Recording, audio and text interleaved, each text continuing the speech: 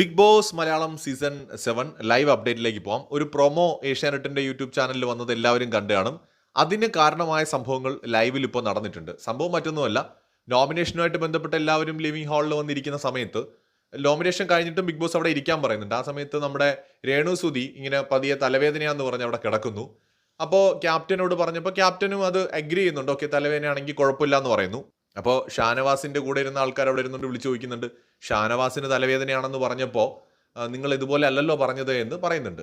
അല്ല, ഇതെനിക്ക് ജെന്യുവിനായിട്ട് തോന്നി, ഷാനവാസിന്റെ കേസ് എൻ്റെ അടുത്ത് പറഞ്ഞില്ല എന്ന് അനീഷ് ക്യാപ്റ്റൻ മറുപടി പറയുന്നു. അപ്പോൾ അതെന്ത്, ഇത് ജെന്യുവിൻ അല്ലേ എന്ന് ചോദിച്ചിട്ട് ഒരു ചെറിയ വാക്ക് തർക്കം അവിടെ ഉണ്ടായി. അതിനുശേഷം പിന്നീട് രേണു സുധി ബിഗ് ബോസ് അവിടെ നിന്ന് എല്ലാവരോടും പൊയ്ക്കോളാൻ പറഞ്ഞതിന് ശേഷം അങ്ങോട്ടും ഇങ്ങോട്ടൊക്കെ നടക്കണ കണ്ടിട്ട് നമ്മുടെ അഭിലാഷ് വന്നിന്ന് ഓരോരുത്തരടുത്തായിട്ട് പറയാൻ തുടങ്ങി, അല്ല ഇപ്പോൾ അവൾക്ക് തലവേദന ഇല്ലേ, ഒരു സെക്കൻഡ് കൊണ്ട് തലവേദന മാറിയോ, അങ്ങനെ പറഞ്ഞിട്ട് അപ്പാനിയും നമ്മുടെ അഭിലാഷും എല്ലാവരും കൂടെ ഇത് ചോദിക്കുകയാണ് രേണുവിൻ്റെ അടുത്ത്. അപ്പോൾ രേണു പറഞ്ഞു, ഇല്ലടാ എനിക്ക് തലവേദനയാണെന്ന് പറയുന്നുണ്ട്.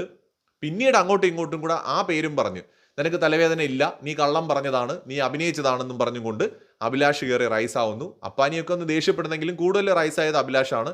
ഇതിൻ്റെ ഇടയിൽ ക്യാപ്റ്റനെ എന്നുള്ള നിലയിൽ അനീഷ് വരുന്നു. അനീഷും അഭിലാഷും തമ്മിൽ ഫൈറ്റ് ആവുന്നു. അതായത് നീ ഡബിൾ സ്റ്റാൻഡേർഡാണ് കാണിച്ചത്, എന്ത് രേണുവിന് മാത്രമേ തലവേദനയുള്ള, രേണുവിനോട് ഒരു പ്രിവിലേജും ഇല്ല എന്നൊക്കെ പറഞ്ഞിട്ട് അങ്ങനെയുള്ളൊരു വഴക്കാണ് ഉണ്ടായത്. രേണുവിന് തലവേദന ഉണ്ടോ ഇല്ലയോ എന്നത് ആർക്കെങ്കിലും അറിയാമെങ്കിൽ അത് രേണുവിന് മാത്രമേ അറിയാവൂ. മനുഷ്യന്മാർക്ക് തലവേദനയൊക്കെ ഉണ്ടാവും.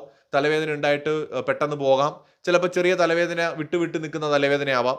ചെറിയ തലവേദന വന്നാലും നമ്മൾ ചിലപ്പോൾ എണീറ്റ് നടക്കുകയൊക്കെ ചെയ്യും. അപ്പോൾ അതുകൊണ്ട് രേണു അഭിനയിച്ചതാണ് എന്ന് നമുക്കങ്ങനെ തീർത്ത് പറയാനൊന്നും പറ്റില്ല. ചിലപ്പോൾ റിയൽ ആയിട്ടുള്ള തലവേദന അവർക്ക് ഉണ്ടായിരുന്നിരിക്കാം. ഇനി അഭിനയിച്ചതാകാമോ എന്ന് ചോദിച്ചാൽ സാധ്യതകളുണ്ട്. അവിടെ ഇരുന്ന് ബോറടിച്ചപ്പം വെറുതെ കമന്ന് കിടന്നതും ആകാം. എല്ലാ സാധ്യതകളും അവിടെയുണ്ട്. ഇത്രയും വയലൻസ് ഇതിനു വേണ്ടി വേണമെന്ന് ചോദിച്ചാൽ അതിൻ്റെ ആവശ്യമില്ല. പിന്നെ ഒരു രസമല്ലേ, ബിഗ് ബോസിൽ കുറച്ച് വയലൻ്റ് ഒക്കെ ആയാലല്ലേ രസമുള്ളൂ. അതുകൊണ്ട് ആ നിലയ്ക്ക് ഒരു എൻ്റർടൈൻമെൻറ്റ് എന്നുള്ള നിലയ്ക്ക് മാത്രമാണ് ഈ ഒരു ടോപ്പിക്കിനെ കാണുന്നുള്ളൂ.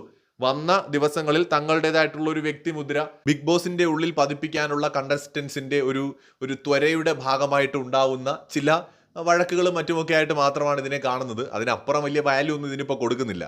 അത്രേ ഉള്ളൂ. എല്ലാവരും ജസ്റ്റ് ഒരു സ്ക്രീൻ സ്പേസിന് വേണ്ടിയും പ്രൊമോയിൽ വരാൻ വേണ്ടിയിട്ടും ഒന്ന് മാസ് കാണിക്കാൻ വേണ്ടിയിട്ടും ഒക്കെ ആയിട്ട് ചെയ്യുന്നതാണ്. ഇവരൊക്കെ വേണം, എന്നാലേ രസമുള്ളൂ ബിഗ് ബോസ്, അല്ലെങ്കിൽ ഉറങ്ങിപ്പോവും. അപ്പം അതുകൊണ്ട് തന്നെ ഞാൻ ഈ ഒരു വിഷയത്തിൽ രേണു തലവേദന ആയാലും ഇല്ലെങ്കിലും രേണു നല്ലപോലെ ഒച്ചയൊക്കെ ഉണ്ടാക്കുന്നുണ്ട് തലവേദന ആയിട്ടും.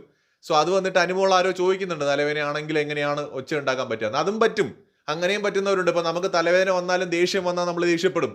അതൊക്കെ മനുഷ്യന്മാർക്ക് പറ്റുന്നതാണ്. എല്ലാ മനുഷ്യരും ഒരുപോലെ അല്ല. 1 മിനിറ്റ് കൊണ്ട് തലവേദന പോകുന്നു ചോദിച്ചാൽ അങ്ങനെ പോകുന്നവരും ഉണ്ടെന്നേ.